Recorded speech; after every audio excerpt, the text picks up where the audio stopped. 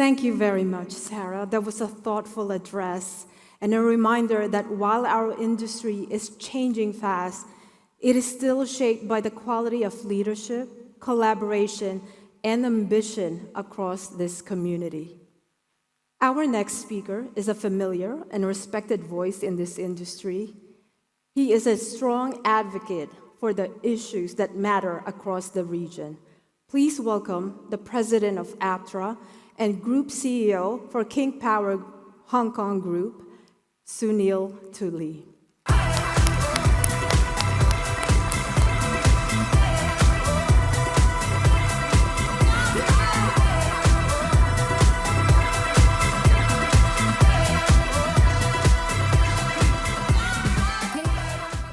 Good morning, everyone. I should have done the moonwalk coming from there. I don't know how to do it. Thank you, Sarah and TFWA, for this opportunity. Welcome to the conference, and for those visiting, welcome to my home, Singapore. It was fantastic to see many of you yesterday at the APTRA networking lunch, and I'm delighted to say it was a sellout success for the 4th year in a row. We truly appreciate your enthusiasm. With APTRA supporting the industry across more than 45 markets, our mission in 2026 is to guide our members through the fast-changing and often uncertain environment. In turbulent geopolitical times, the role of trade associations in protecting the health and vitality of our industry has never been more important. Over the past 18 months, APTRA has actively advocated for the industry in over 15 markets alongside global initiatives with Duty-Free World Council and Tax-Free World Association.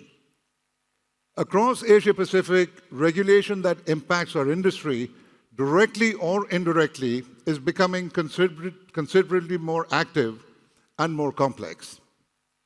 Tobacco and alcohol remain under pressure, and as major drivers of penetration and basket spend, they require focused support from APTRA's regulatory strategy.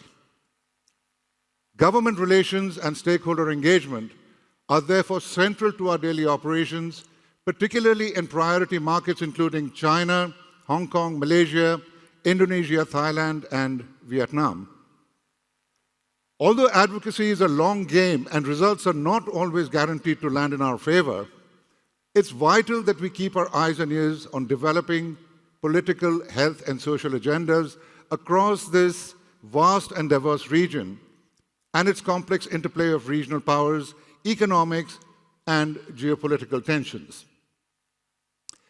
Additionally, the rise in territorial disputes, security issues, and environmental pressures all require nuanced understanding and strategic response.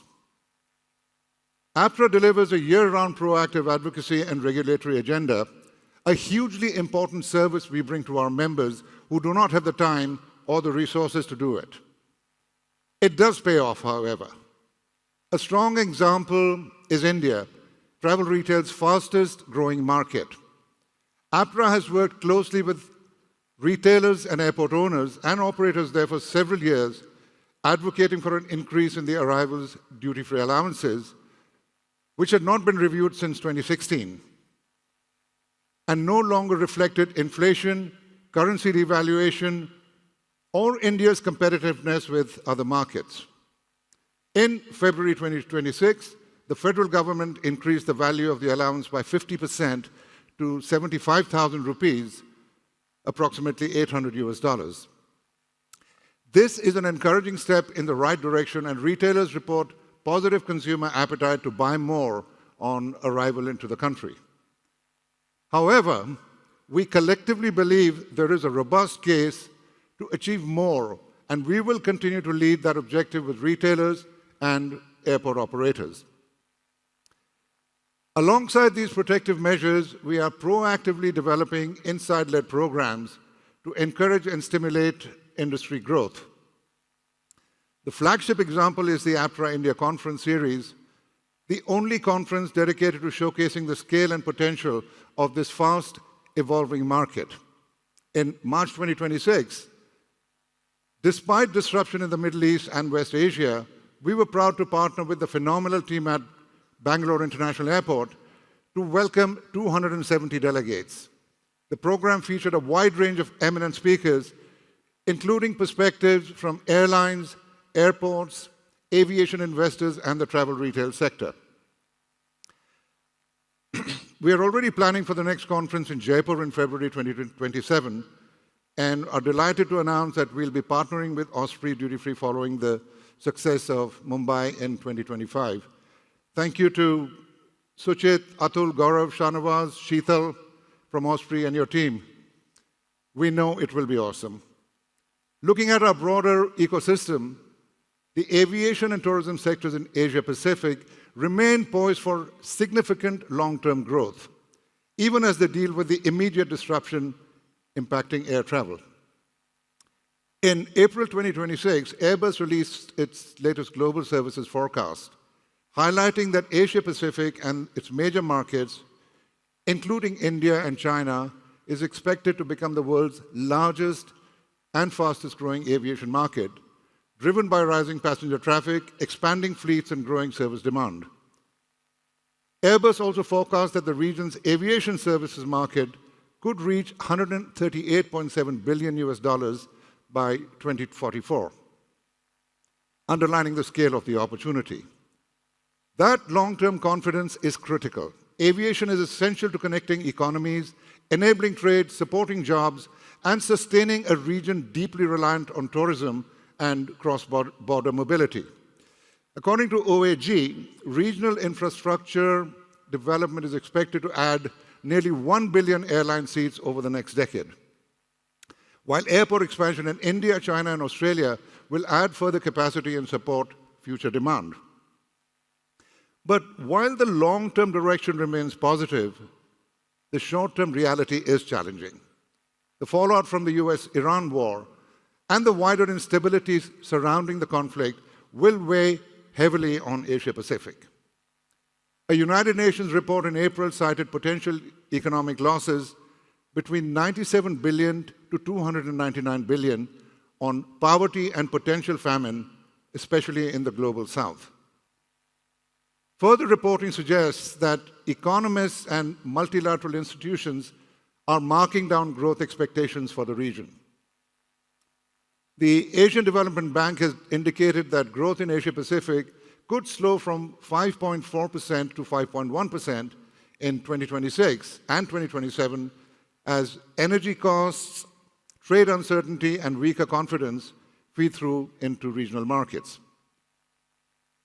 Other reports suggest that Asia's growth outlook has weakened by around 0.6% compared with earlier expectations, with markets including India, Vietnam, and Thailand seem as particularly exposed.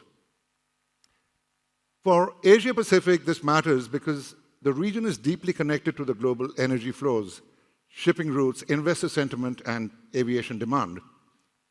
A sustained period of conflict raises oil prices, weakens business confidence, and puts pressure on household spending. This has direct consequences not just for national economies, but also for travel demand, airport traffic, and consumer spending in travel retail. The aviation industry feels that pressure directly. Airlines across Asia Pacific face higher fuel bills, route disruption, insurance cost pressure, and more complex scheduling as carriers navigate airspace risks and longer routings. This is especially acute for low-cost carriers whose business models depend on tight margins, high aircraft utilization, and strong price sensitivity amongst consumers. With rising fuel prices and unpredictable operating conditions, low-cost carriers are often amongst the first to feel the strain. That impacts the broader travel ecosystem. Higher airline costs feed into higher fares in some markets, while operational disruption reduces frequency, suppresses discretionary travel, and creates knock-on effects for airport commercial revenues. For our industry, dependent on traveler footfall, dwell time, and consumer confidence, those shifts matter greatly. However, it's important to keep perspective. The fundamentals of Asia-Pacific aviation remain strong.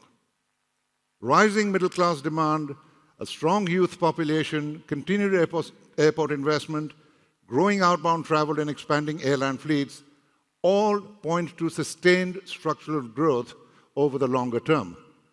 So while geopolitical shocks create serious short-term pain, they do not erase the region's underlying potential. Turning back to our industry today, face-to-face connection is enormously valuable in a global business spread across such a wide geography, and that's what makes this week so important. In addition, gatherings such as our networking lunch yesterday help strengthen relationships and reinforce our shared purpose. At its core, APTRA's mission is to unite, protect, and nurture the industry, sharing quality insights and information, bringing people together, and to encourage best practice amongst all stakeholders. In times like this, the interdependence of the travel retail community is more visible and more important than ever. A time of crisis is actually the biggest moment for mutual support and empathy. It's when our industry has an opportunity to show its true colors. As APTRA marks its 21st birthday in 2026, we are committed to standing with the industry through this crisis, just as we have through many others. We are indebted to our many long-standing members and to the growing list of companies joining our community. Looking ahead, we must remain vigilant and proactive. The challenges are significant, but so are the opportunities. By working together, sharing insights, and supporting one another, we can navigate these turbulent times and emerge stronger. Thank you, and on behalf of APTRA, have a great show.